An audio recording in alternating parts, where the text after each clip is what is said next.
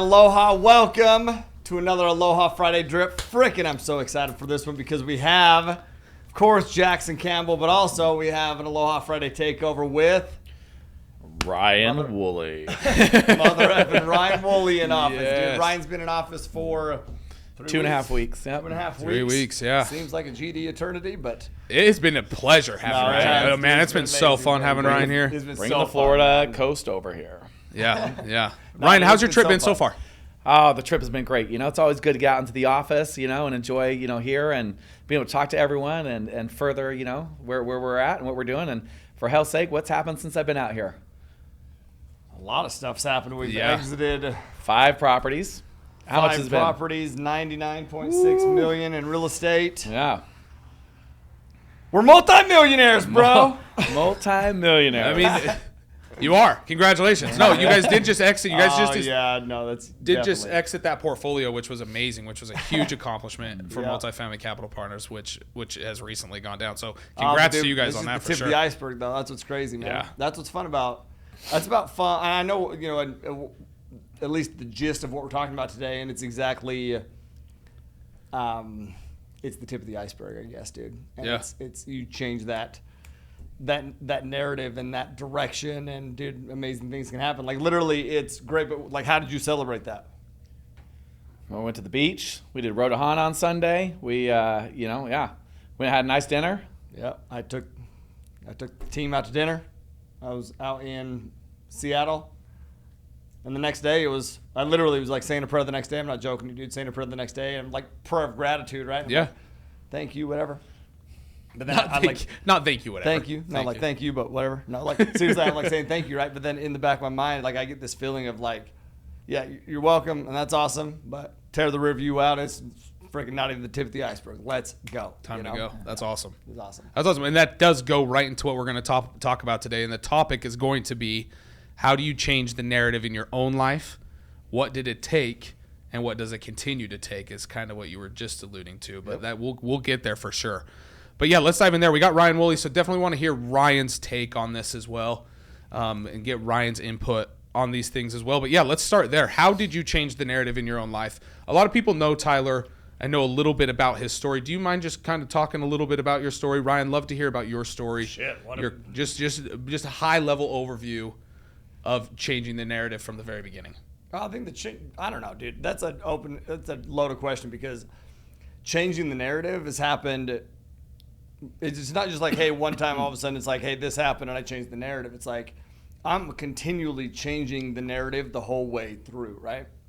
Like, definitely experiences growing up that, maybe some were traumatic, some were great, whatever, but like you change the narrative, right? And then you hit another stumbling block and you change the narrative. And then you hit this plateau and you change the narrative. And you hit this goal and you change the narrative. It's like you're always changing the narrative. Why? Because I never want to stay stuck where I'm at.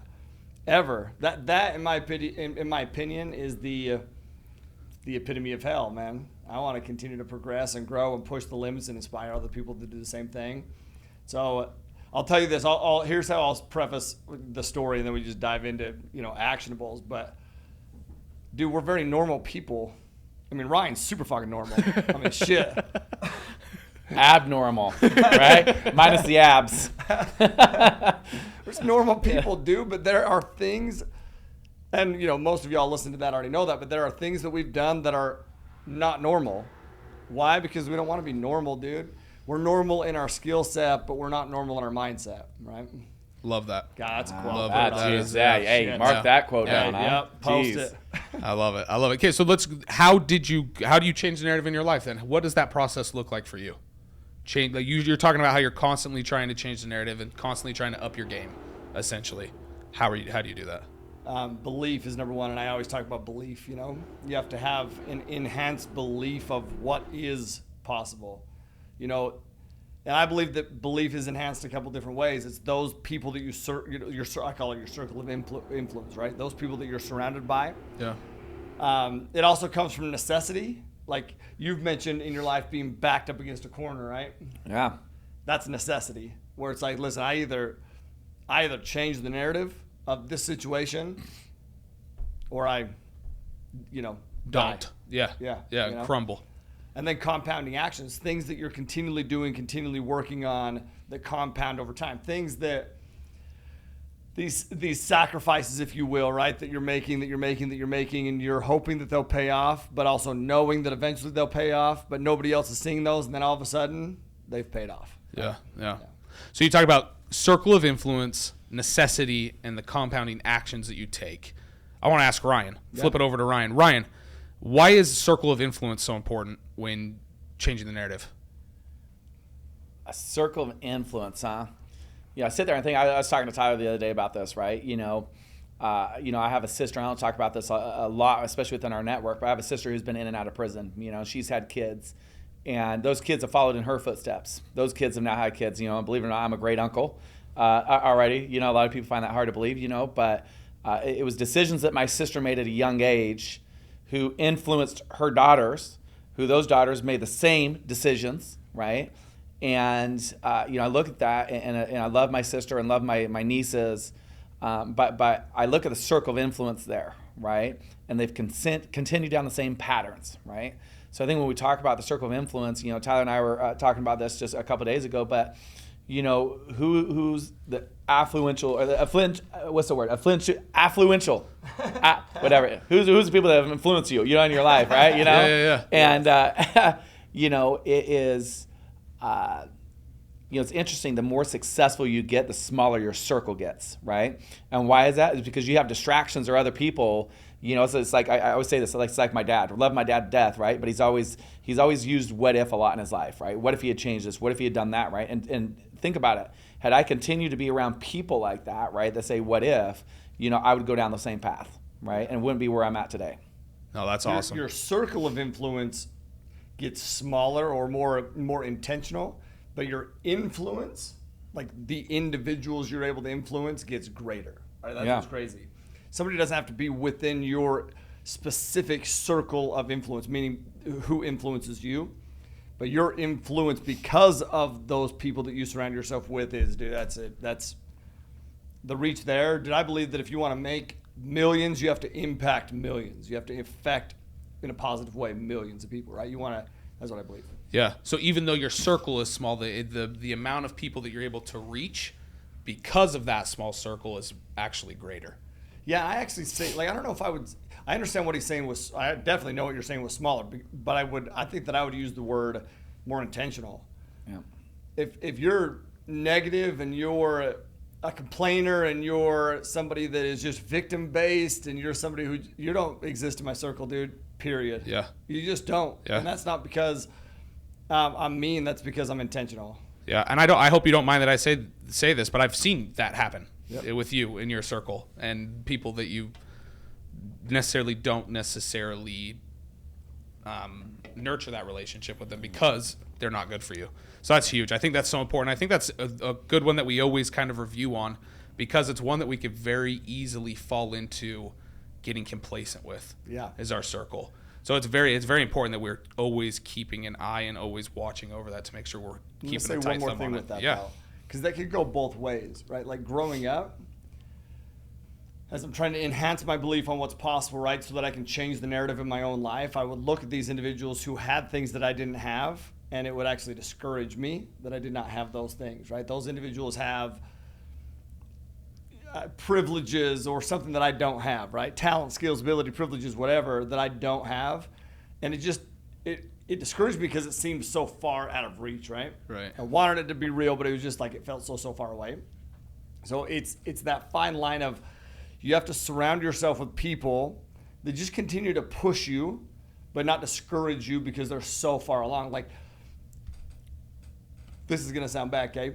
But there's so many people that are in the starting threads, like that want to go directly to the top and have that person. It's like baseball, okay? Yeah. Believe it or not, Ryan was an amazing baseball player. He's very good. I believe it. Believe it or not. Believe it. I mean, it's a lot easier for me to believe that you're a great uncle than that you were a great baseball player. I'm just saying, dude. Listen, I did bat 420 in high school. Not the 420, dude. not 4. Listen, not that 420. Well, that's what I was batting in high school.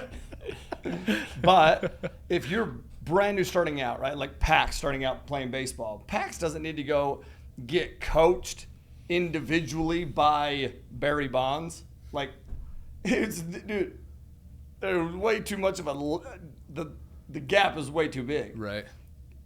He needs to have somebody that is ahead of him, right? That can teach him, but not discourage him. Not that Barry Bonds would discourage him, but you get what I'm saying. Yeah, totally. Yeah. You should eventually, but as you're kind of making that comparison, you should eventually meet up with that person that's pushing you and surpass them. Yeah. That should always be the goal, right? Is to be better than those people that you're learning from. Well, surpass them, but also, I'm gonna disagree with you on it. Okay. I want to push that person. Yeah, man. and like agree. I want to Yeah, be nipping totally. at their motherfucking heels, but also be pushing them to get better because they're obviously providing value to me to help me get better. I want to provide value up the chain as well to help them get better.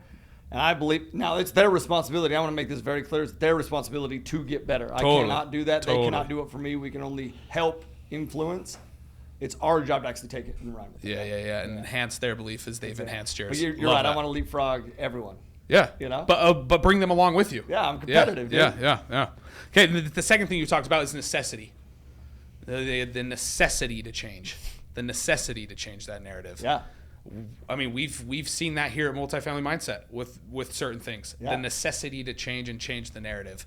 And what could have been to our detriment wasn't, and in fact encouraged and strengthened and uplifted Multifamily Mindset. But let's talk about that, the necessity of change. We'll turn that one to Ryan. Yes, definitely want to hear about Ryan's. Oh shit. Have you ever been backed in a corner and needed to change the narrative? Yeah, here's the thing is, I sit in the thing. I went through a divorce, right? And it forced me to change. But by sitting there as we're talking, it reminded me of I went through therapy during that time, and I remember that the therapist said, "Man, you're going through so many hard times in your personal life, right? But I would love to see business Ryan come out, right?" And these guys joke about it, right? But the thing is when I get upset, right, is when I'm my best, right? It's like I'm super focused, and I think that's what the therapist saw was like business Ryan can overcome anything, right? But it's usually when I'm backed into a corner or something like that is when I'm the most effective.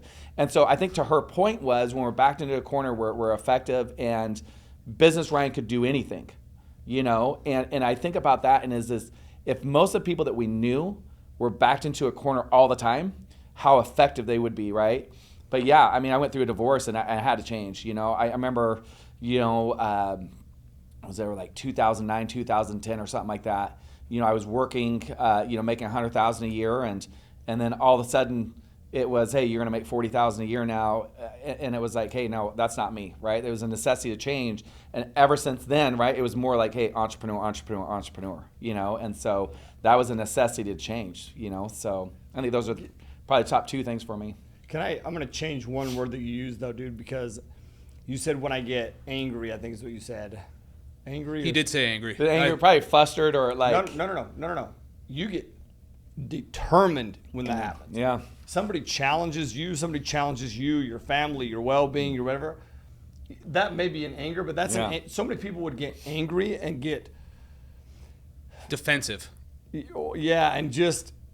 it goes into being detrimental. Totally. The opposite happens for you, dude. You turn that into a freaking... Any emotion can be used for good or bad, right? And you use that emotion. I mean, sometimes I try to piss you off on purpose, and I know that you know that. I do, dude, because when he gets determined, I mean, dude, there's literally nobody in the world that's better at whatever he is doing. And I know you. I know. Yeah. I'm nodding my head for those of you that aren't watching. That necessity, it's a necessity. So yeah, I've seen Ryan just completely change the narrative, for his family. But you want to know how he did it? So here's what's interesting. He helped me change my narrative in my family. Like we ran into each other at the airport, and Ryan and I had known each other since, dude, I was 21 or something. Yeah, a long time. Long time. But like we were acquaintances. We knew each other. We had been in some of the same circles. But all of a sudden I run into Ryan at the airport right after I just found out that I was going to be a dad, which was, anybody who's listened to this before, or, knows that the only thing that I ever knew I wanted to be was a dad, but also that was just a tough time in my life. Like, Brittany had literally just sent me an email, and I can't remember. I wish I remembered, but I don't know if it was that same flight that I was on and I was during the layover. I can't remember it, but I know that it was like either the same flight or right after that experience. Yeah. That I run into Ryan. And this experience had opened my eyes into a necessity that I have to change because I'm not providing the way that I want to provide, especially as I'm about to become a dad. And all of a sudden I run into Ryan, and here's the trick, man. Here's the key. Ryan was going through a struggle, dude. I mean, a struggle that I did not know anything about. And for the record, he didn't know what I was going through. He had no idea he had no idea, you know? Yeah. But Ryan overcame that struggle by providing value as many ways as possible. And Ryan continues to overcome and achieve everything that he does by providing value the way that he does. In that moment, even though he didn't know the details, I'm sure that he saw that I was searching and looking for something, because I mean, it's a quick pat. Like, we're on a layover. I'm going to the next flight. He's going to the next flight. I remember Salt Lake Airport. I remember, like, I literally could envision where it's at right now. It's Terminal C that's going to Terminal D. Yeah. That's where it is. I had just come up the escalator. You know where I remember that's at? It's because that's right close to the Cafe Rio. Yeah. I love me some Cafe Rio, dude. And I just come up the escalator, and there he is, and we chat. And he told me that he had just learned how to, acquire apartments. And, that wasn't even on my realm of possibility. I did not believe that was possible, right? But I was interested for sure. Immediately made sure that I made it to an event, and then just continued to provide value to the point where, we are where we are today. And it's a beautiful thing. It is. So necessities happened in my life tons of times, dude. Tons of times. And if we're being honest, I try to sell myself on that necessity all the time. Like, when I get that email from Britt, this is what makes me different. Can I tell you what makes me different? Yeah. And what makes Ryan different, and probably anybody different that's achieved anything noteworthy, is in those times when Britt sends me an email, I'm working my ass off, dude. I'm trying to figure shit out. Britt sends me an email, and it's pretty much that broke my heart, saying that we're having to communicate over email, for shit's sakes, because I'm gone. I'm trying, and in my mind, I'm just trying to figure shit out. And in her mind, dude, we're moving farther apart, and there's nobody in the world. That's nothing more important to me than that, right? Yeah. So many people could look at that email in that moment and be like, "Are you kidding me? Yeah. I'm working my ass off, dude. I'm doing My narrative, though, is to sell myself on what my definite major purpose is, which is, okay, how can I use this as fuel, as determination, right, to get me to what I'm wanting to get to? And I want to get to the same things that Britt's emailing me about. So how do I use that as fuel? How do I open my mind up to those opportunities? And by doing that, that's how I recognize an opportunity when I see Ryan in the airport. When a lot of people would have heard that, moved on, never thought twice about it. Yeah. Right? Yeah. It's my senses are heightened, just like your senses get heightened when you get determined. We start to recognize things that can get us to past that next plateau, past that next thing, right? Yeah. Yeah. As you're talking here, it's almost like necessity also forces you to be humble and look for other ways to make things happen. Yep. Right? Because as you're explaining this, right, it opened up, you got that letter, created the necessity, created that urgency, and because of that, you decided, your perspective of it was, I need to open up and figure out what I can do more. Oh, yeah. Instead of just shutting down. Yeah. So that's a huge takeaway from when you do feel backed up into a corner. Open up your mind. Open up. Be humble in that moment to open up for these other opportunities that are waiting at Terminal C next to Cafe Rio. Right? So it really is just making sure that you're available for that. Yeah, right. I want to say this, though. Like, you say determine, which I think is a great word, right? But, like, determine with purpose maybe is a little bit different, right? I think so many people in life, when you and I have talked about this, they're determined, or it's like a want, right? It's a want to like change or want to do something, right? But when you're determined with purpose, right, I think you accomplish a lot more. We've ran into a lot of people who man, they want to change. They want to get into an apartment complex. They want to do certain things, right? But that want is not, or the desire. Maybe you would know a better word for it, but like people like have that desire and that want, but then they stop. So like it's that necessity or being backed into a corner, right, is really not backed into a corner because they don't get done what they need to get done, or it's easy to stop, right? And so when you're determined with purpose, like one thing I've known about Tyler when we've done is like he finishes everything, finishes it, right? And so many people are determined. What is a better way to put it, you think? Like they want it, but they don't follow through, right? Even when times get tough, right? Like maybe some traumas when we're kids, right? You know, They're I'm sure you've got interested. They're not committed. interested. Right? That's the best way to put it. It's a, what did I do? What did I tell you on the board? Are you committed? Is it a necessity? Is it a want or a necessity? Is it a want or a necessity? Yeah. So I'll give you an example. Dude, we're on Road to Hana, right? We do the bamboo. It's called the PPY Trail, and we run down. And Pax is in front of me. Pax decides, and Rhett, both of them, right, decide that they want to run down with me. They're in front of me. And the whole way through, let me tell you what was going on. They wanted to run all the way down. They wanted to make it to the end. But they were also tired as hell. Didn't know how far the end was. Didn't know if they could make it. I knew that I could make it because I've done it. I've ran down multiple times, right? So my belief is enhanced. I also know they can make it because they're 10 and 7. Yeah. They can make it. They're not fine. going to give up. But they were definitely giving up the whole way through, right? So literally they're in front of me and I would see them start to slow down. I'd be like, pick it up. Whoa. We ain't stopping yet. Let's go. Hey, no. And they would slow down. And I would tell them, guys, listen, man, if you continue to stop, you lose your momentum, man. Every time you stop, you lose your momentum. You got to pick it back up. Just keep going. And I'm pushing them the whole way through. And what do they do? They make it to the end. Yeah. I would even throw these little carrots at. I'd be like, hey, once we get to this part, we can stop. Then we would get to that spot, and I'd be like, hey, no, actually, let's get to this spot. Hey, let's get to this spot. Hey, let's get to this spot. I would break it down into chunks, right? But here's the thing. I could do that on a trail in the Road to Hana. Nobody's going to do that for you in your life. Nobody's going to stand behind you and say, keep going. So people are interested. They're just not committed. Yeah. They keep putting in these actions. Here's what's crazy. They'll put in these little actions, and then they'll get a little tired, or they're not sure if it'll pay off, and so they stop, and they lose all that momentum.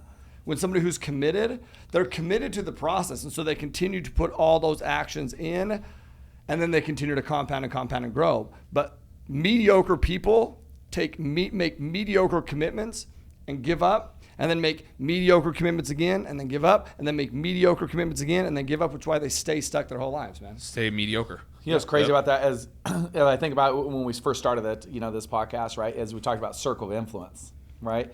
Like, it's funny because the circle of influence that day of running, on Sunday, what was it? Yeah, Sunday, of running down, right? That was their circle of influence, right? You were influencing them to continue to go, right? And think about it. Like, I don't ever want to let you down. So, like, I know that, like, maybe I get lazy or feel like I'm lazy or whatnot. I always think in the back of my head, hey, listen, I can't let Tyler down. I got to do this, right? I got to do that, And I know that you feel that too with everyone around you, right? And so I think that's why circle of influence is so important as well.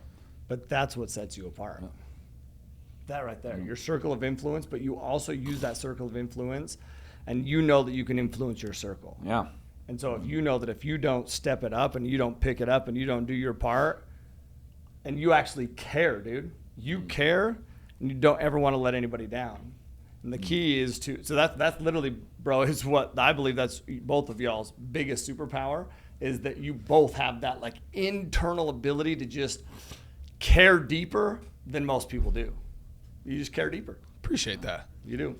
Ryan, I'm going to help you with your mic here. Yeah, I was just going to ask that. Do you mind? Mic is sagging like my stomach. Oh, good save. Good save. Good save. Good save. Yeah, I try, Okay, so as we're moving along here, I did want to talk a little bit more about the compounding effects. You started to get into compounding effects and the importance of compounding effects is what helps you change that narrative. Yep. Is there anything else you wanted to share there?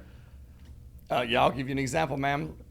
At this time where me and Britt and I find out that we're going to have PAX, it was a tough time in our life where we're both grinding, dude. And we're both trying to figure things out. And we both so badly want to be parents, and we're excited to be parents, but we're also, we want to be able to have time to do the things we want to do, and just feel like, I don't know, sense of peace. But what we were doing is every night, because we want to be supportive to each other, here's everyone should listen to this. If you're married, you have friends, if you're a human being, I want you to listen to this, because this is massive.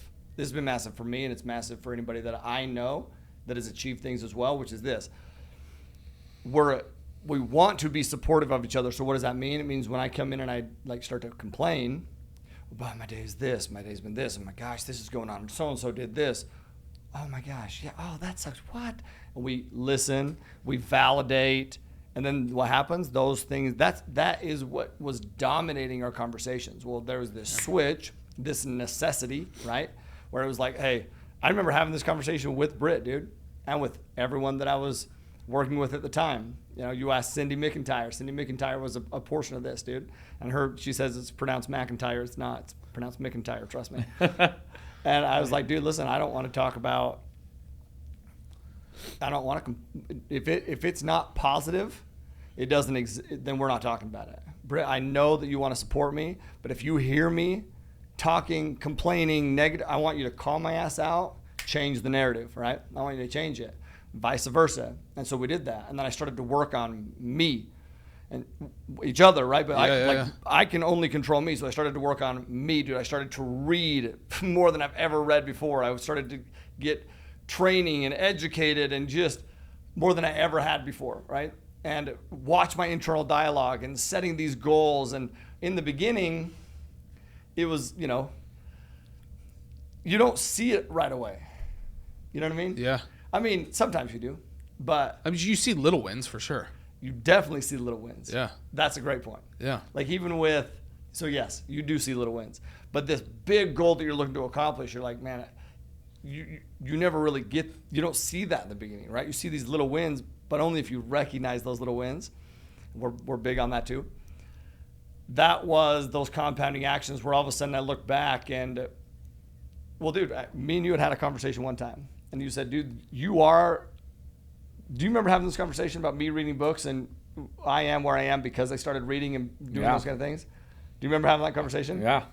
I remember when first, yeah. Like I was like recently we just had this conversation. I remember I was at, what's the grocery store right here? Safeway in the truck. And this is what Ryan said. He's like, dude, you are where you are and, you know, have separated yourself the way you've separated because you just started reading books and like just internalizing it and then teaching about, you know, talking about it and applying it, and then those compounding actions lead to massive results. And people will say that it's a short-term sacrifice, but sacrifice means giving up something for something greater. That's not I don't even. Yeah. Sacrifice, I think, has an investment, you know? Yeah. So valuable what you just shared. It's seriously. Tyler said to stop and listen. If you didn't listen, definitely go back and listen to what Tyler just shared. Tyler, I remember when I first started working with you, one of the very first, like we had a team meeting, and one of the very first things you said was, we don't talk negative. Yeah. About each other, about the attendees at the event, about the presentation, about the company, about anything. What's going on in the world. Stomach. About anything is we don't talk negative. And the amount of good that came from just setting that simple rule within the team aspect that we had there out on the road was huge, and helped in every single aspect of what we were trying to accomplish when what we were doing. So the huge takeaway there that I just wanted to really highlight is stop that negative self-talk. If there is somebody that you love that comes home from work or comes home from wherever and they are negative, the loving thing to do is to stop them and correct them. It's not to coddle them and tell them that they're right and that everything does suck, because that's not going to help anybody. Yeah. But the loving thing to do is to correct that action and correct that, and in a loving and kind way, obviously. But to correct that, no, not in a loving and kind way. Oh, I say that because sometimes, do I always correct in a loving and kind way? No, I mean, it totally depends on the person you're correcting to. Well, but no, like my intention is always loving and it is always out of love. But I know myself, and I know that sometimes I don't always do it in what people would say is a loving way. And I know you guys can attest to that. Sure. Yes or no? Yes. 100%. But anybody who knows me knows that it's done, it's out of love, right? And my intentions are there. But sometimes I don't know how to sugarcoat things. So I just say things how it is. And sometimes in the moment, that person will be like, fuck you, dude. Yeah. You shitting me? Yeah. But then they'll see it because I actually had the guts to say it, and they'll be like, okay. And dude, a lot of times I'll go back and I'll be like, hey, I know, I just did it the other day, man, with a student in the program. I mean, I came in guns blazing, dude. You did. It was very direct. Very direct. Yes. Super. Yes. Yeah. Yes. And then But what did I do that night? Did I tell you guys what I did that night? I know. Send him a text. Yeah, you text him. Send him a big old long text, man. This is why I come. It's because I fought the same fears that dude was fighting, dude. The same fears. This is why I come in as direct and aggressive as I did. It's because I fought those same fears, and trust me, it's worth it on the other side of those fears. That's why I have to awaken you to the point that you understand, like, no, you are the problem. You are the problem, period. Exclamation point, not a question mark about it. You're the problem. Now what are you going to do to solve it, right? Right. And what does he do? He do is 3:30 in the morning his time. And because sometimes you even doubt, I'm like, man, did I go a little bit too rough? Did I go a little? Yeah. And 3:30 in the morning, he gets that text and replies with a text this long of gratitude, and it's like, okay, people want to change, dude. Yeah. And he felt your intention. Oh yeah. Yeah, definitely. It's cool. I think a lot of the times too, when you do say it and you are as blunt as you are sometimes, like how we're talking right now, a lot of the times you're saying things that people, the person that needs to hear has already thought, and they don't want to recognize it. Totally, And they bro. don't want to believe that. So when you are blunt and you do say it, it's like a lot of times it's like, oh, yep, I already knew that. Totally. I already knew that's what I needed to do. So no, I love that. Thank you for sharing that. And that was a very cool experience that you had with that individual. It's awesome. Helping them see that and come full circle was cool for sure. Ryan, is there anything you want to add there on compounding effects? No, it's Or actually- compounding actions, sorry. Compounding actions. 'Cause I kept looking at or thinking about the book thing that you were talking about, reading books, and we all know Tyler works out, right? I mean, you can see in his pictures, right? If you saw today's post, right? Listen, I have, You have what? he has pectorals, I have boobs. Is that the right? Can you say that on a podcast, right? I mean, Say whatever you want I don't on know this what you podcast. I don't know, right? I probably need a bro or something. I don't know, but. It's funny because, a lot of us think, you talk about actions, right? And you look at Tyler's life, right? He comes from a single mother, right? And a lot of people that go through a situation like that, like I talked about my sister, my nieces went through the same thing as my sister, and their kids are now, repeating the same life, and so like, how did you not repeat the same thing, right? You could have given all these excuses in the book going, hey, I was a single parent. Hey, I'm just going to go to college and get a degree and go work a 9-to-5 job. And, but I look at, Tyler was like, I'll never fail. I want to learn, right? And you look at, college, right? And we can get off big tangents here, but like everyone thinks that you're taught that you just need an education. You got to go to the university. Education meaning university, right? Because you can educate yourself in many different ways, right? But I sit there and think as Tyler like works out, right? Everyone forgets that the brain is a muscle, right? And it needs to grow and it needs exercise, right? And so many people just get through life every day, right? Because this happened, or they make excuses, right? Like, hey, I came from a single parent, I lost a job, right? And they fit into the narrative of, and I know I'm all over the place maybe here, but you're not. It is, I look at it and going through a divorce, right? And a shitty divorce going, man, I'm never going to get married again, right? And people think that, and that's not the case because I want to get married again, but I could use that excuse, right? I could use the excuse of a dad saying, what if all his life, right? And listen, my parents made, shit, dude, I used to think $45,000 was a lot. I thought they made $45,000. My parents made $30,000 a year, right? And think about it, I could have fit into it. And sometimes siblings fall into that, right? In fact, my younger brother was that way a long time, right? And he fit into it because that's the way we were raised, And so I look at the actions and what you've done, right, to change those things. And you constantly are improving, right? Constantly learning, constantly educating, right? And not giving up, right? You refuse that narrative is going to be the same as what you did growing up, I don't know. Hopefully that makes sense. No, totally. Definitely makes sense. So we've talked about these big 3 things that you can do to help really change the narrative of your life, which is really have a pulse on your circle of influence, make sure that's tight. Necessity is also another way to change the narrative, and those compounding actions that you take to change it. Is there anything that you wanted to add on the compounding actions that we didn't cover before we move on here?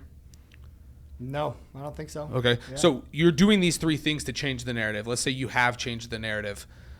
What happens when you go through trials? What happens when you go through, so this is the question that I have for both of you. What happens when you go through trials and you do get knocked off course, and maybe you do get knocked back into that that cycle that your family was going through, and you get knocked back into that, and you all of a sudden start making those decisions again. What do you do when you get knocked off the path? You want me to go? Yeah, go for it. I think that's where your definite major purpose comes into play. Well, I know that that's where your definite major purpose comes into play. My definite major purpose is threefold. I talk about it all the time. Time with family, providing my family life that they deserve, and being in a position to influence and impact and help other people, right? And so in that moment, what is it? It causes necessity, man. It causes necessity. So you're backed in a corner. What are you going to do? You're going to be like, shit, man, I knew it. Yep. I tried. Yeah. I tried, but guess what? I saw a challenge, and everybody else out there who's successful, they didn't see this challenge. That's a fact. But in reality, they absolutely saw that challenge and a million fucking other challenges. They just overcame it. Why? Because they're more disciplined, more committed than you are. I'm going to repeat it. They're more disciplined and more committed than you are. Period. That's it, dude. It's as simple as that. Like, there are going to be struggles. I'm reading Larry Yatz's book right now called How Leadership Actually Works. It's a freaking great book. Awesome book. And he has a quote in there. He says, never fail to plan, but always plan to fail. And I love that, a little play on words. So always plan, right? But always plan to fail. Why? Because, dude, Brittany's acronym for fail is fantastic attempt in learning. First attempt in learning. She actually calls it fantastic. Did she change it? Because she says, and the reason she changed it is because it's like, you're going to have more than one. Sure. First, you're going to have many fantastic attempts in learning. There's nothing bad about that, but you have to plan for struggles. Struggles are going to happen. If that's a surprise, that's your fault, dude. That means you did not plan for a struggle. There's going to be struggles. Like, anytime like somebody calls me like, oh man, this is going on. It's like, well, why are you surprised about that? Like, what's the solution? What's the solution behind it? Like, struggles are going to happen. So what is the solution? Ask yourself that question all the time. That's what I do. That's what you do. That's what you do. It's like, what is the solution? Sometimes we need somebody to, our circle of influence, right? To be like, dude, quit being a whiny little bitch and find out the solution. Yeah. And sometimes you're going to be that person to tell somebody to quit being a whiny little bitch. Yeah. Sometimes you do need to be that person for sure. Yeah. Okay. So that's a great answer. That's a great answer. Parallel question is, what happens when you find yourself not surrounded? This one, I guess I'll give you this one, Ryan. What happens when you find your circle of influence just is terrible? You find yourself in a circle of influence, your network and the people that you surround yourself is just shitty. What do you do then? And I'm going to leave it there. What do you do then when you find out that you're... It's interesting. Okay, this is going to be like very random, right? And maybe it'll be applicable, but very random, right? Yeah. I would say this. You guys understand my mind, right? It's really weird, but like it all comes together, right? Weird, it all beautiful. comes together. Ryan has a beautiful mind. Good old Russell Crowe, right? But I sit there and think, you go through a divorce and you go back out and you start dating again, right? What's the common question that you get asked when you guys Why don't did know you get this? divorced? Why did you get divorced? Yep. But think about this as it applies to everything in people's lives, right? They want to focus on the problem. The question I ask is, what did you learn in your divorce? I love that, bro. Right? What did you learn about you? What did you learn about your divorce? How did you become better through your divorce, right? I don't want to focus on the problem. Everyone has problems. Listen, I can blame my ex for everything, right? Yeah. And I can tell you what a piece of shit she is, right? It's validated. Yeah, It is right. validated. Yeah. It is validated. But the thing is, I'm not going to focus on that, right? Like, how did I become a better person because of it, right? And I think that you just nailed it there. What is the solution? One thing everyone in this organization with us, right, that will attest to Tyler is, when we bring a problem to him, what's his first response? What's the solution? What's the solution? Doesn't get caught up in let's keep talking about the problem. What's the solution? Right? How are you going to do it, right? It eliminates time, right? That you have to focus on the problem. But you also know that when your mind goes down those problems, right, now thinking about the solution is a lot harder, right? Because you're so focused on what's wrong, right? We were talking just 2 days ago about everything wrong in the world, right? Everything going on, right? But if you focus on that, right, look at what we just did, right? We bought 5 properties in the midst of COVID, right? In the midst of COVID, when people said that we were crazy. Yeah. They literally said that we were crazy for doing this, right? And man, it made a shitload of money, right? Yeah. Just I'm not saying shit, but like, a good amount of money. A good chunk. Good chunk of money, right? when people told us no. So, to answer your question of like, when you get caught up in a network or you get caught up around people that are complaining, man, we just don't have time for it. Mm-mm. We just don't have time for it, right? Because it's exactly what Tyler just said. What's your definite major purpose, right? Tyler's, one of his biggest things, he said he wants to be an example, to his family, right? But he wants to influence others, right? And if he got caught up in negative, think about the trickle down effect, man, right? We all have the ability to influence everyone around us, and I see this so many times where people come and even within our own network, they say, hey, listen, I don't find any value in your network. Well, did you search hard enough? Because we just talked about this the other day, how many networks have we been a part of? Tons, dude. I don't even know, a bunch. And we've done different programs. We've done internet stuff together. Yep. Right?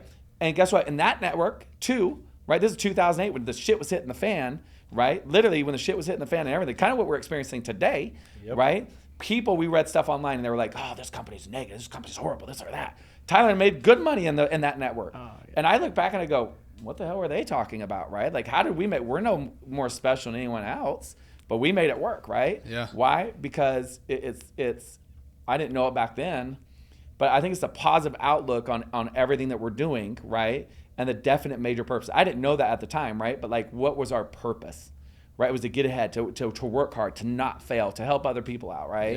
Yeah. And so I think that's it, man. You get around it and you start going down that road, right, of going, man, this isn't going to work out, right? Or this isn't happening, or come on, these guys don't provide value, which is funny because you can go ask half the other people in the network and they're like, yeah, these people are the shit, dude, right? Yeah. So why the difference, right?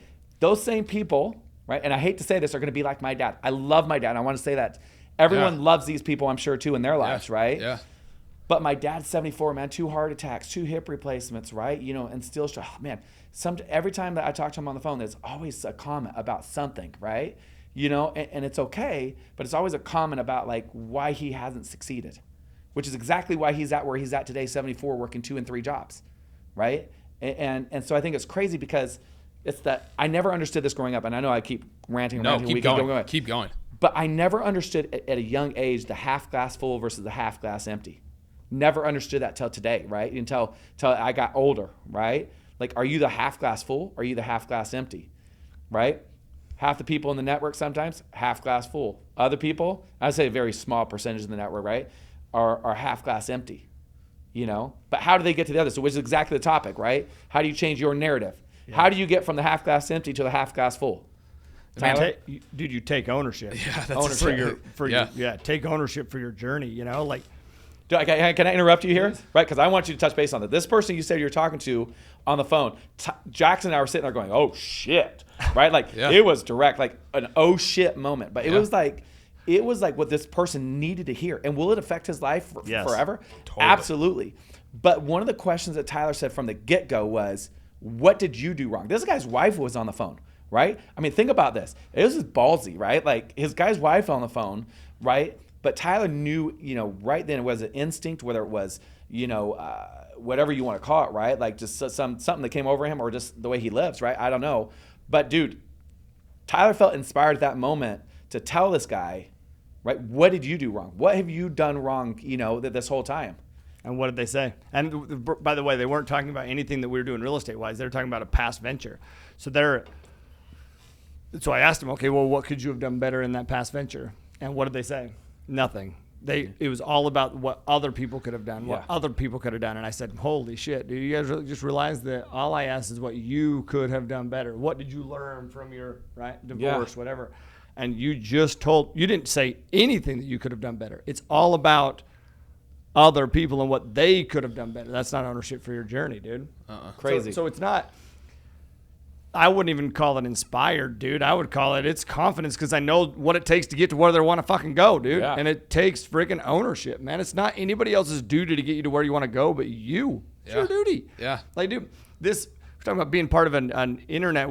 He says we did an internet thing together. We were both part of a network that, taught us how to build websites. And, dude, listen, my coach in there was a kid that was reading a script, But here's the thing. It's not my coach's duty to get me to where I was looking to go. It's my duty. It's Ryan's duty. I learned a ton from there. I'll give you this experience. Because obviously I see it from different sides now, right? Like where I'll go and I'm speaking and teaching up from stage, but man, I've been part of the crowd a lot of times, Right. and I'm still part of I just went to Arete, right? Yeah. How many times since I've been back from Arete, how many times have I talked about how impactful that Arete summit was? a lot of times. Tons. Yeah. Okay, well, let me tell you about a conversation that I had post that event with somebody who was at that event. Hey, yeah, no, Arete, yeah, that was, I mean, it was cool, but like, it's not worth it. That'll be my last one. That'll be my last one. Not worth it?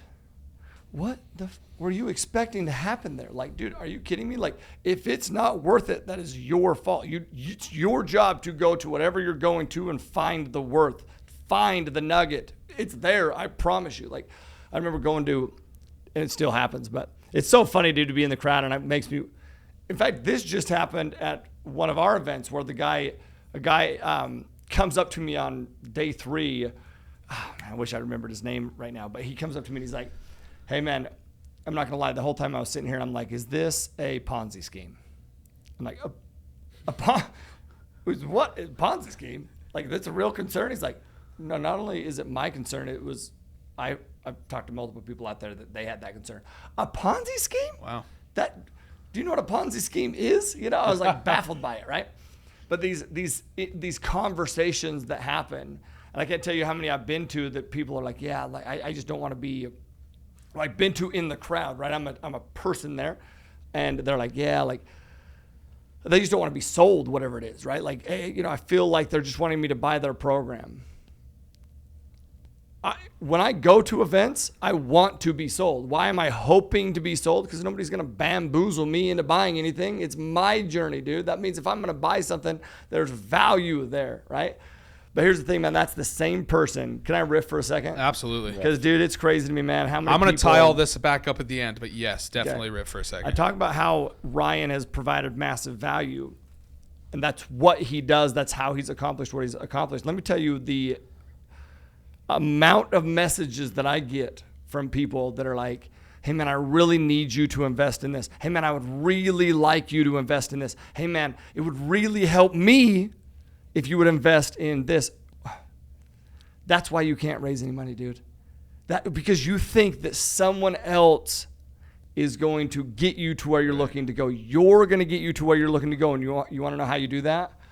By focusing on helping other people. Nobody gives a shit what you want, what could help you. Nobody gives a shit, dude. They care about what are you going to do to help them. So you flip the script and you're like, man, I'm going to take ownership for my journey. But how do I do that? It sounds weird, right? I'm going to take ownership for my journey, but how do I do that? By helping other people accomplish amazing things. That's how you're going to accomplish amazing things. That takes a level of confidence that most people don't have, a level of commitment that most people don't have. So powerful. So powerful. So I initially asked, what if you find yourself in a shitty network? What if you find yourself in a shitty network that's just not helping you out? That's really not guiding you, maybe not being that mentor that you need to be able to pull you forward, like we're talking about, right? Having that person ahead of you that you're looking towards. And both of your guys' answers in a roundabout way was, it didn't matter because I was in charge. Yep. Because I took ownership of the situation. Yeah, was there, like Ryan was saying, yes, there was tons of golden nuggets there, but it was my job and my duty to go find those. Yep. It wasn't their job to give those to me. So it's, as we're wrapping it all up, the big actionable about that is if you find yourself in a network or a circle where it's just not giving you what you need, that's because of you. You attracted. You attracted that. Yep. Exactly. Dude, listen, it reminds me of E.T. Eric Thomas, right? Comes to Peak. And if you remember, he's talking about racism from the stage. And he's like, people tell me that there's racists out there. They probably do exist. I probably passed one on the street when I was coming down here. I don't know. But they don't exist in my life because I don't attract those people. If you are finding racists in your life, it's because you're attracting those people. Looking for them. Yep. You're attracting those people. And it is the same thing with everything. With everything. If you have negative people in your life, that's what you're attracting into your life. You take ownership. You're not a victim of anything.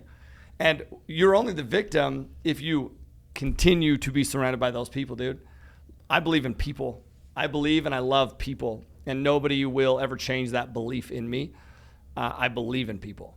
And I believe that the far majority of people are great people, dude. Are great people. But here's the thing. You attract what you believe. So if your attitude is that people are shitty, that things aren't there, it's really, dude, that says, all that does to me is say, it shows me about you as a person. Because what is that? What you're trying to do is find an excuse, whether it is consciously or subconsciously, you are trying to find an excuse as to why you're not where you are. And I will not let you do that. If you're going to be in my circle, I'm going to tell you that, no, that's your mother effing fault, and fix it. Yep. You know? Yep. You know what's interesting is you guys talking about, thinking about my cousin. Hopefully he watches this or listens to this. And if he does, I'm sure I'll get a phone call, But I sit there and think, man, you and I talked about this the other day, Tyler, is, we talked about it a couple weeks ago, but my thing keeps drooping, So maybe it's meaning something. I don't know. I need to exercise a little more, But, it's so sad because we've talked about Dave Ramsey in the past, right? And I think Dave Ramsey fits that narrative for certain people, right? I don't believe in it, but sure, I think that some of his concepts are okay, right? But I sit there and think, you made a comment to me before and you said, listen, you're limited. You could only save so much in expenses, I think is what you told me, right? But you're infinite in the amount of income you can make. And man, it breaks my heart. This is my cousin, right? But I know it applies to a lot of people. They think that they're only able to make so much, right? They're limited at what they can make, right? Because of their education, their experience, or whatever, right? And they tell themselves that in their mind, right? Yeah. I'm limited at what I can do, right? And I look at him, and he's only made he just got an increase at $60,000 a year, which is sure that's good, right, for him. But he believes that's his limitation, right? That's all he can do, right? And I've tried to provide opportunity after opportunity, but he doesn't do it. And so I sit there and think about what you've talked about, what you just said, and how limited people are, right, at what they do in their life. Yep. It's crazy. Belief. That's why I talk about belief, number one, right? Yeah. So, but here's what's crazy. How do you enhance it? Well, you could be surrounded. Think about, he's your cousin, dude. Think about that. He's surrounded by you. Look at what you're doing. Yeah. Circle of influence didn't help him. No, think about it. I flew him out twice, out to Florida. Yep. Twice for a week-long period each time. And because he said, hey, man, I'm struggling. I want to make more money. I said, great. Listen, I will fly you out. Flew him out on my dime, right, to come out and talk to me. Guess what? But I didn't force him, right? I waited for him to do it, right? I flew him out. And the whole week where he was out there, both times, right, for 6 days, he just wanted to golf. He wanted to play, wanted to watch TV, wanted to do whatever, right? But never once did he say, hey, look, just like you're never going to just be like, hey, I wanted him to come to me and be like, hey, listen, I want you to help, right? Because he's not going to do it. I don't want to invest my time in someone who's not going to do the work, right? Makes sense. It's a circle of influence. But so both times on the last day, he was like, hey, so I want you to tell me. And it was usually on the way to the airport, right? Which is crazy, But he's always going to be stuck where he's at, right? Because, right, of his belief. Yep. Until that belief changes. Yeah. So you think about, that's why I start with belief. That's why I believe that is the most important thing, and why I always say I just want to enhance people's belief. But think about that. The circle of influence didn't happen. The actions, he's not taking these compounding actions to do it. Okay, so what was the other one? You guys remember? Yeah, necessity. And he doesn't have a necessity because he's comfortable. Right. So he just stays comfortable. When, dude, we could be like, yeah, I'm comfortable. Yeah. What should I say? What did I tell you what my goal was? What was my initial goal when we started Ryan's initial goal was to have 100,000 in a bank account. That was literally the max. That's the max. He was like, dude, that seemed astronomical. Which, listen, most people would be like, shit, man, I would love to have $100,000 in my bank account, right? I mean, geez. Yeah. My initial goal, bro, was I wanted to make $100,000 a year. I literally looked at 100,000 a year. I was like, dude, if I could make $100,000 a year, I'd be fucking rolling in it, dude. Yeah. I could get whatever the hell I wanted to get. Yeah. And it's just, yeah. Shit, I remember when you told me, hey, right after that goal, right after we hit that, right, it was like 100,000 a month. I remember, I'll never forget this. I want to hit 100,000 a month. I thought, this guy's fucking crazy, right? Seriously. Wait, I just said the F word on. Oh yeah, that's Mom, I'm I'm sorry. sorry. That's all right. They come out every once in a while. So I have a question. Yeah. Maybe we end on this question. We just talked about this guy who's comfortable, your cousin, didn't have a necessity, was taking the compounding steps or actions, and that wasn't really doing it for him. He even, what was the first thing? He even his circle of influence. It wasn't really doing it for him. So to enhance your belief, what is something? What's another actionable that somebody can do to enhance their own belief? I think it's everything that we just talked about. You have to just take ownership for it. The thing about what I was kind of trying to like circle around to on that was, and this is why ownership is so important. He had the circle of influence. He has the ability to do those compounding actions. He has all those he has the opportunity to sell himself that it's a necessity. Right. But he doesn't. I sell myself that it's a necessity all the time, dude. All the time. Money, we talk about this all the time because like money is a motivator. But it's not my motivator, dude. Yes, I want to get here. Yes, I want to do this. But why do I want to do that? So the story that I tell myself is if I don't get here, Britt, Pax, Marley are going to live this miserable life if I pass away, if something happens, right? I know that's not true. Right. I mean, you guys know Britt. Yeah. She'll take over. Come on, dude. No time. Yeah. Plus, we're okay, you know? Yeah. But that won't motivate me to take the next step. So you have to go all in on whatever it is you're doing, dude. You have to go all in. And the only way that you're going to go all in, the only way that you go from making $100,000 a year to making $100,000 a month to making $1 million a month to whatever, however you continue to progress and grow, is to understand why you want to progress and grow. And so many people are too selfish. Your purpose has to transcend self. Their purpose, their goals, they're all about themselves. And you know what? We'll give up and settle on ourselves all the time. But if you just take a second to look at somebody else and be like, man, if I can just get out of my own fucking way, I can actually make a huge impact on other people. Man, I need to do that. Like, think about what you said. I don't want to let Tyler down. I don't want to let my team down. I don't want to let the network down. I don't want to let these people down. That's what continues to push you and drive you to take the next steps. But most people don't take the time to be like, hey, man, maybe somebody else is relying on me. Maybe somebody needs me to be that circle of influence. Instead, they're just like, man, I hope that I can get a circle of influence. Instead of just becoming the influence within their fucking circle. Dude, I want to touch base on this because, like, Hana. So good. Good. That's freaking phenomenal, dude. We should clip. Just put that on TikTok, dude, right? Tic-tac. Tic-tac. But, I wanted to touch this, right, on this because we rode to Hana the other day, right? And Tyler, I mean, I can ask you a question is, like, why going from $100,000 a year to $100,000 a month, why was that important to you? Family. Influence. The things you can do for others, right? Yep. So I want to touch base on this because Hana, right? What did you do in Hana for lunch for all of us? I mean, this guy picked up the tab. For dude, there's how many of us? There was 11. There was 15 of us there, right? 15. Tyler, didn't think twice about it, right? And after Tyler and I took a step back, man. And here's the thing. My sister was with us, right? And I heard her make a comment that was like, "Oh man, that's $18, right? That 18. Let's split it, right?" But think about how many people are out there like that, right? And my sister and them make good money, right? But they're very conscious about their money, right? And Tyler goes and pays the bill nothing, right? And he does this all the time for everyone. Right. I mean, we're talking probably $500,000 bills, right? Just here you go, right? Totally. And I sit there and think about how many times, right? I'm going to think about how I want to say this, because the importance of going from $100,000 a year to $100,000 a month and the things that you're able to do for people. Whereas, like, sometimes I think we look at it, man, and it's easy for us, right? I mean, it doesn't affect us paying $500 for a bill, or last night I picked up the bill of $700, right? It was, it was awesome because of the experiences that we have. Yeah. But I want you to think about this, right? If we connect it, right? You went to Arte. How much did that cost you?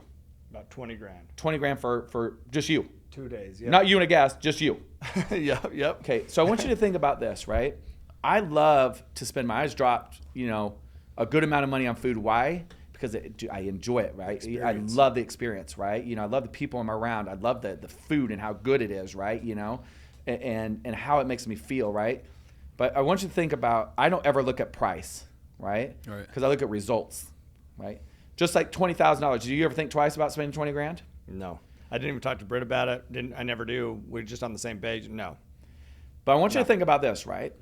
Is so many times people, like what my sister did, the $18, right? Not like, man, this is going to be awesome. This is going to be great. This is going to be good, right? We want to split costs. We want to be cheap in the things that we do. Not that I'm saying that my sister's cheap, but like in life, most people are cheap, right?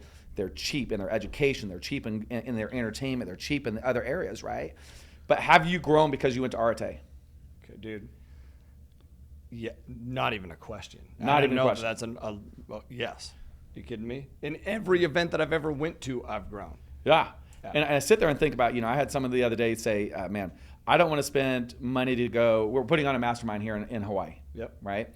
Putting on a mastermind here, right? Do you think that that's going to influence people's lives and change their lives? Without a doubt. Yeah, not even a question. Yes. I look at the experiences I have when I come to Hawaii, right? And I've told you just this trip being out here for 3 weeks, man, I've identified because of what you say to me of how I can improve my life, right? And improve my business skills and improve, my time, and being more productive, right? But you just said, the mastermind for Hawaii will change people's lives. I know that for a fact because every year we come out here and we plan, right? We go through these same things, right? So I think about like the example we just had on Sunday, right? Of being cheap, right? Like, are you going to get the results that you want by being cheap? Maybe that's the wrong way to phrase it. No, but why are people cheap? Because they're worried. Here, let's circle it full back. Scarcity. They're worried that they're not going to see the return. Why? Because they think that their ability to see a return is from someone else. When in reality, whose job is it for them to see a return? Their own. Their job to see a return. So I want to ask this question too, though, right? Because Arte, Yep. could you, we didn't talk about this, right? But like, could you point out anything wrong with Arte when you were there for 2 days? Oh, shit. Of course. Yeah. I mean, yeah.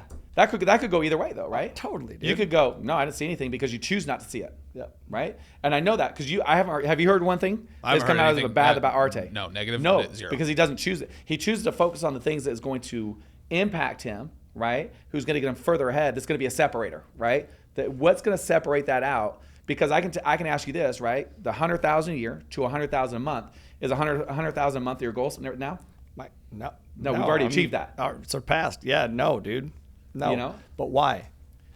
Is it because I'm selfish? Is it because I just want to hoard a bunch of money? It's growth. Yeah, it's growth, dude. Yeah.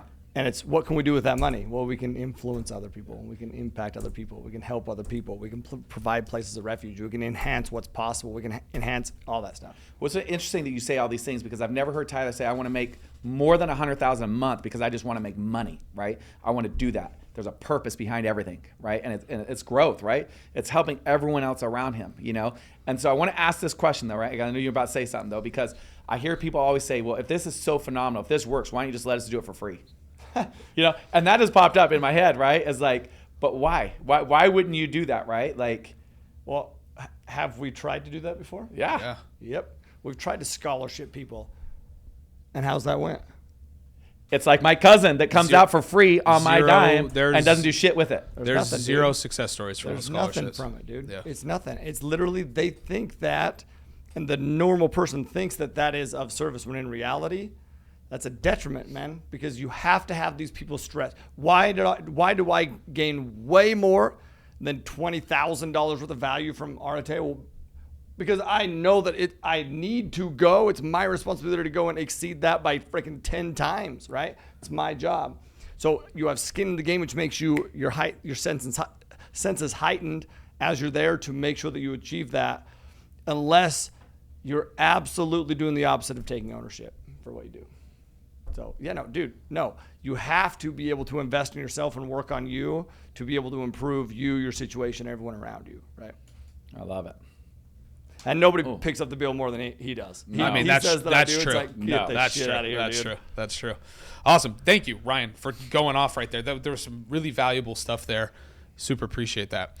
As we're wrapping up here, Ty, is there anything, and Ryan, is there anything else you guys would like to end on when it comes to changing that narrative? Is there anything else? So I'll start first because this guy waxed poetic, man, and he'll finish it off, right? It is, I look at the narrative that people have, man, and everyone could say whatever about their narrative, right? Whether it's a single parent, whether it's your ethnicity, whether it's your gender, whether it's, you're a single parent yourself. I'm a single parent myself, right? Yeah. But whether it's childhood trauma, man, you had some things happen to me as a little kid, right? And then divorce and, some things like that, right? And you can always go back to that, right? But I refuse to look at those and be a victim to those, right? You can control your narrative, but it's not in your head. One thing about Tyler is he'll tell you, it's today. right? You do it today and you do action items, right? So many people in their head have it, and then you end up like my dad, right? Who's 74 years old, who probably told himself at 30, 40 years of age that he wanted to do this. I want to do this. I want to do this. And guess what? Tomorrow comes, and then 5 years down the road comes, and then 10 years down the road comes, and you never achieve what you want, right? You've got to do little things every single day, just like reading, man. If you don't like to read 5 minutes a day. Read 2 minutes a day. And then next week, read 3 minutes a day, right?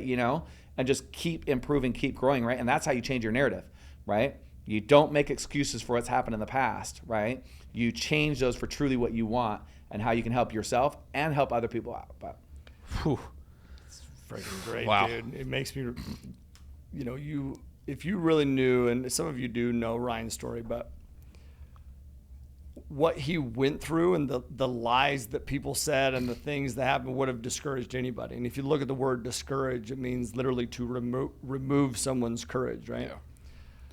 But if you're feeling discouraged, it's because you're allowing somebody to remove your courage. And what's the opposite of that is to flip the narrative to actually enhance your courage. And I'll give you this example. Ryan had things said about him by his ex-wife that were crazy. Like Absolutely literally insane. But things that would discourage most people. But what does Ryan do? It's Ryan's job to change the narrative in his own life and focus on the little things that he can do. And I'll never forget this experience where Ryan calls me, damn near in tears, if not in tears, because he had just went to the bank. And the person that was helping him at the bank was a person who was in that community that heard those things and knew those things. And what did Ryan think when he saw her? Those lies. For sure. Yeah. And what did Ryan think was like, oh my gosh, dude. But what were you doing? Well, you were closing out a property, which means there was millions of dollars that was transacted in a bank account. Millions and millions of dollars. I think it was a little over $10 million, if I remember right. And Ryan calls me and talks to me about how the conversation he just had and how this person, you had changed all of a sudden because of what you had done, instead of letting that remove your courage, because you took these steps to build your courage, enhance your belief, change the narrative. It changes the narrative in that person's life, and they see that who you are, what you've done, what you've accomplished, and what does it do? It erases any doubt that was ever there before, because they're like, man, I knew that was probably bullshit. I knew that was bullshit. Now seeing what you've done, what you've accomplished, it was bullshit. Do you remember this? I know you remember this. That's what we do. That's how we change the narrative in our own lives. It's not by forcing someone to change their narrative. It's by changing your own narrative. If you change your own narrative, everything else will be taken care of, man. Well, I want to touch base on this really powerful. quick, though, right? Because we talked about circle of influence before, right? And I know you remember this because you say that phone call. There were several phone calls during this time in my life, right? But one of the most impactful things that Tyler said was, I know you're going through a lot, right? You have X amount of time to get over it, dude, right? And to change. You can't keep following, worrying about like the things that happen to you, right? But think about the circle of influence. So many times it's hard for people to like tell people, look, you've got to change, you got to do this, right? Instead of what do most people do? Oh man, you shouldn't do that program. Oh no, this is awful. This is. In fact, my cousin still tells me to this day, the same cousin that's broke tells me, are you sure you want to do that? Are you sure you like, man? No, like, come on, a couple $1 million. The freaking economy sucks right now, right? Dude, are you sure you want to do it? But even talking about your relationship and your experience with your divorce, a lot of people would be like, oh, take your time, process it, do what you need to do. What did Tyler do? He gave you a time limit. I mean, he listened. Don't get me wrong. He listened. Yeah. Right? Yeah. But there was a certain time where he was like, no, time to move on, dude. Yeah. Right? And you need that circle of influence around you that's not going to go like, hey, no, dude, don't do that. Like you said, don't do that. That program's a scam, dude. Right? Why would you do that? Right? It's crazy. You need circle of influence that are going to go against the narrative, right? So, man. Totally, dude. So powerful. So powerful. Thank you. I know this was some personal stuff that you guys shared today, so I appreciate that. Super powerful, and I know our listeners appreciate it as well. All in all, I think the biggest takeaway that I got out of this episode is if you want to change the narrative, you're in control of that. Yes. You're in control of that. At the end of the day, you decide that. You get to decide what your next steps are. Yeah. No one's taking your feet and putting them in front of you and telling you where to walk. You are going to decide where you want to go. you want to go negative, you want to harp and hone in on those negative things, that's where your life's going to go, that's where your career is going to go, that's where your mindset's going to go. Or you could harp and stay focused on the positive things and make those positive changes to change the narrative in your life. Gentlemen, thank you so much. Brian, it's been so nice having you here. It's been great. Hang on, we got to leave though. Tyler always leaving us with a Hawaiian word. Yes. So we got to leave off with a Hawaiian word. No, we would not skip that ever. Yeah. No. Which is kuleana. It's perfect. Kuleana is the Hawaiian word meaning responsibility. It encourages you to be accountable for everything, for your life. You know, you have a kuleana to yourselves, to be your best selves, and you have a kuleana to to your circle of influence, to be the influence. You have a circle of, a kuleana to serve all those around you. You have a kuleana to make life what you hope it is. You are not beholden to anybody else. You need to take responsibility, kuleana, for that. And when you do that, your life will change.